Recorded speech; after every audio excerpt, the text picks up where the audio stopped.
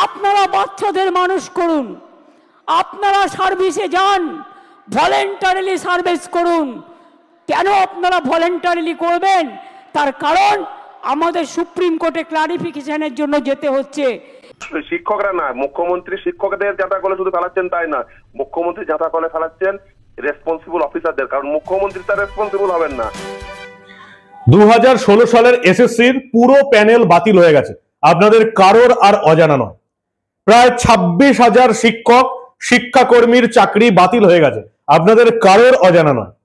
আপনাদের কারোর এটাও অজানা নয় যে প্রথমে কলকাতা হাইকোর্টের সিঙ্গেল বেঞ্চে, মানে একজন বিচারপতির বেঞ্চে, তারপর কলকাতা হাইকোর্টের ডিভিশন বেঞ্চে, তারপর সুপ্রিম কোর্টের প্রধান বিচারপতির ডিভিশন বেঞ্চেও এই প্যানেল বাতিল হয়ে গেছে, এদের সবার চাকরি চলে গেছে।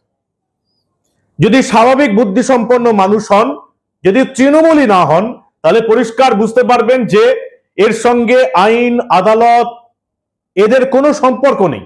মমতা বন্দ্যোপাধ্যায় সরকার, তাদের নেতা মন্ত্রী সবাই চুরি করেছে, তাই এতগুলো মানুষকে ফল ভোগ করতে হচ্ছে।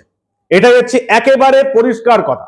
মমতা বন্দ্যোপাধ্যায় রাজ্যের মানুষকে, আমাদের গ্রাম বাংলার মানুষকে, মহিলাদের পুরো গুলিয়ে দিয়ে এমন একটা জিনিস সৃষ্টি করার চেষ্টা করছেন যাতে এটা পরিষ্কার বলতে চাইছেন মমতা বন্দ্যোপাধ্যায় চাকরি কেউ খেয়ে নিচ্ছে। কেউ চাকরি খায়নি, কেউ চাকরি খায়নি। এই সমস্ত বিচারপতিরা, single bench, division bench, supreme কোর্টের প্রধান বিচারপতির ডিভিশন বেঞ্চ, সব আদালতেই প্রমাণ হয়ে গেছে মমতা বন্দ্যোপাধ্যায় সরকারটা চুরি করেছে, নেতা মন্ত্রীরা চুরি করেছে, শিক্ষামন্ত্রী চুরি করেছে, এসএসসি চুরি করেছে। চুরির দায়ে 26,000 মানুষের চাকরি বাতিল হয়ে গেল। এখানেই শেষ নয়, আরো বেশ কয়েকটা প্যানেল সামনে আসছে, তাদের চাকরিও বাতিল হয়ে যাবে, এর চেয়েও বেশি দুর্নীতি হয়েছে। কিন্তু মমতা বন্দ্যোপাধ্যায় যাদের চাকরি বাতিল হয়ে গেছে তাদেরকে সুপ্রিম কোর্টের রায় অমান্য করে স্কুলে যেতে বলছেন। ফলে কি হবে?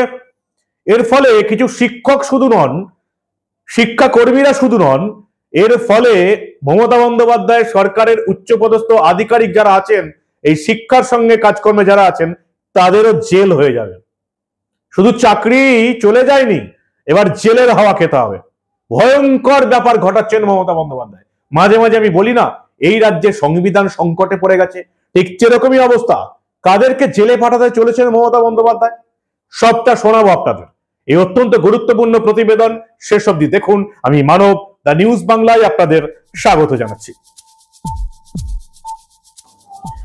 সংবিধানের নামে শপথ নিয়ে আমাদের রাজ্যের মুখ্যমন্ত্রী সংবিধানকেই অস্বীকার করে যাচ্ছেন। তিনি কোর্টের রায় মানেন না, হাইকোর্টের বিচারপতিদের যা খুশি তাই বলেন, সুপ্রিম কোর্টের বিচারপতিদের জাজমেন্ট মানেন না। সুপ্রিম কোর্ট রায় দিয়েছে, হাইকোর্টের রায় বহাল রেখে যে 2016 এসএসসির প্যানেল পুরো বাতিল, 26,000 শিক্ষক শিক্ষাকর্মীর চাকরি বাতিল। নতুন ঘটনা নয়, হাইকোর্টের ডিভিশন বেঞ্চও বাতিল হয়ে গেছিল, কলকাতার হাইকোর্টের সিঙ্গেল বেঞ্চও বাতিল হয়ে গেছিল। কারণ মমতা বন্দ্যোপাধ্যায় সরকার এত চুরিচামারি করেছে যে যোগ্য এবং অযোগ্যদের আলাদা করা যায়নি। আসলে আমাদের রাজ্যে একজনই অযোগ্য, যার জন্য গোটা রাজ্যের অসংখ্য মানুষকে যোগ্য আর অযোগ্যের প্রমাণ দিতে হচ্ছে। কে অযোগ্য আপনারা জানেন, আমার নতুন করে বলার কিছু নেই।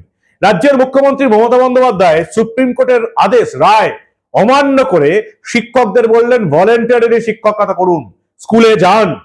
কি বলেছেন মমতা বন্দ্যোপাধ্যায় দেখুন আপনারা। আপনারা বাচ্চাদের মানুষ করুন, আপনারা সার্ভিসে যান, ভলেন্টারিলি সার্ভিস করুন। কেন আপনারা ভলেন্টারিলি করবেন? তার কারণ আমাদের সুপ্রিম কোর্টে ক্লারিফিকেশনের জন্য যেতে হচ্ছে। আমাদের কোর্টের অর্ডারও মানতে হবে, কোর্টে ক্লারিফিকেশনও চাইতে হবে, রিভিউ পিটিশনও করতে হবে। সেই জন্য বলছি, যতক্ষণ পর্যন্ত রিভিউ পিটিশনটা ক্লিয়ারেন্স না হচ্ছে আপনারা আপনাদের কাজ তো করতে পারেন। কে বাধা দিয়েছে? আপনাদের তো গভর্নমেন্ট থেকে টার্মিনেট লেটার দেয়নি। তো why you are asking me? Don't repeat this question না, এটা আপনার মাইনাস হতে পারে। বুদ্ধি খরচ করুন, বুদ্ধিমানেরা বুদ্ধি খরচ করে, বুদ্ধি খরচ করে কাজ করুন।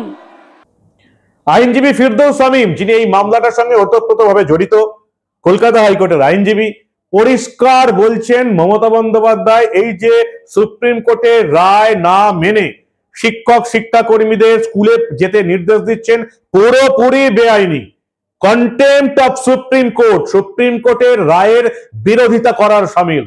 সংবিধানের নামে শপথ নিয়ে মুখ্যমন্ত্রী হয়েছেন, তিনি সরাসরি সংবিধানের বিরোধিতা করছেন। অ্যানার্কির সৃষ্টি হবে রাজ্যে, যেটা অলরেডি এখন চলছে। সংবিধান সংকটে পড়ে গেছে। কাদের কাদের জেল হবে? যেসব শিক্ষক শিক্ষিকারা স্কুলে যাবেন তাদের তো জেল হবেই। মমতা বন্দ্যোপাধ্যায়ের শিক্ষা দপ্তরের সঙ্গে যুক্ত যে সমস্ত আধিকারিকরা আছেন, যারা এই শিক্ষকদের ওই স্কুলে স্কুলে যাওয়ার অনুমতি দেবেন, তাদের প্রত্যেকের জেল হবে। আইনজীবী ফিরদৌস শামীম কি বলছেন, ভালো করে শুনুন আর বোঝার চেষ্টা করুন।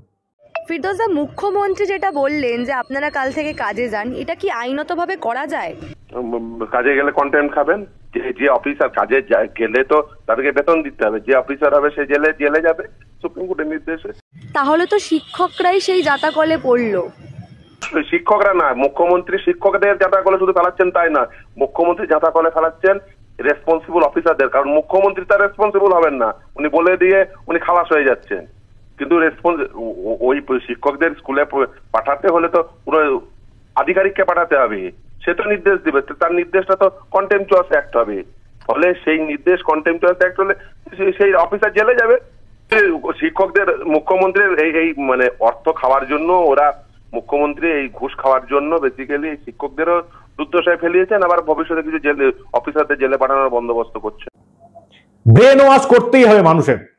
10 মাস পরে ভোট। এই যে রায়টা এসছে 2016 সালের প্যানেল বাতিল, 26,000 মানুষের চাকরি বাতিল, 2024-এর লোকসভা ভোটের আগেই এই রায়টা আসার কথা ছিল। তখন প্রধান বিচারপতি ছিলেন বিচারপতি চন্দ্রচূড়, তাই তার আমলে রায়টা আসেনি। বিচারপতি চেঞ্জ হওয়ার পর সঞ্জীব খান্না প্রধান বিচারপতি হওয়ার পরেই রায়টা এসছে। এবার একের পর এক রায় আসবে।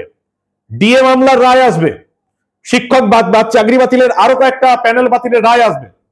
মমতা বন্দ্যোপাধ্যায় সুপ্রিম কোর্টের রায় না মেনে শিক্ষকদের স্কুলে যেতে নির্দেশ দিচ্ছেন। বলছেন আমার সরকার তো টার্মিনেশন লেটার পাঠায়নি, সুপ্রিম কোর্ট রায় দিয়েছে প্যানেল বাতিল, প্রত্যেকের চাকরি বাতিল। তারপরেও তিনি বলছেন আমার রাজ্য সরকার টার্মিনেশন লেটার পাঠায়নি। সরাসরি সুপ্রিম কোর্টকে অগ্রাহ্য করছেন আমাদের রাজ্যের মুখ্যমন্ত্রী মমতা বন্দ্যোপাধ্যায়। শুধুমাত্র এই কন্টেম্পট অফ সুপ্রিম কোর্ট হওয়ার জন্য রাজ্যের মুখ্যমন্ত্রী জেলে থাকার কথা। সুপ্রিম কোর্টের রায়কে অমান্য করছেন, সংবিধানের নামে শপথ নেওয়া একটা রাজ্যের মুখ্যমন্ত্রী। সংবিধানকে সংকটে না ফেললে এটা করা যায় না। জেলে চলে যাবেন যারা যাবেন, শিক্ষক শিক্ষাকর্মী বা যে সমস্ত শিক্ষা দপ্তরের আধিকারিক তাদেরকে স্কুলে যাওয়ার অনুমতি দেবেন, তারা জেলে চলে যাবেন। মমতা বন্দ্যোপাধ্যায়ের কিছুই নয়, তিনি পরিষ্কার অস্বীকার করে দেবেন। কি বলবেন আপনারা? আগামী কাল থেকে কি আমরা সেই জিনিস কি দেখতে পাবো? আপনাদের মূল্যবান এবং গুরুত্বপূর্ণ মতামত জানান দা নিউজ বাংলার কমেন্ট সেকশনে। দেখতে থাকুন দা নিউজ বাংলা। আমরা আবার বাংলায় ঘটে যাওয়া এই ধরনের অনেক গুরুত্বপূর্ণ খবর চেপে রাখতে দেব না।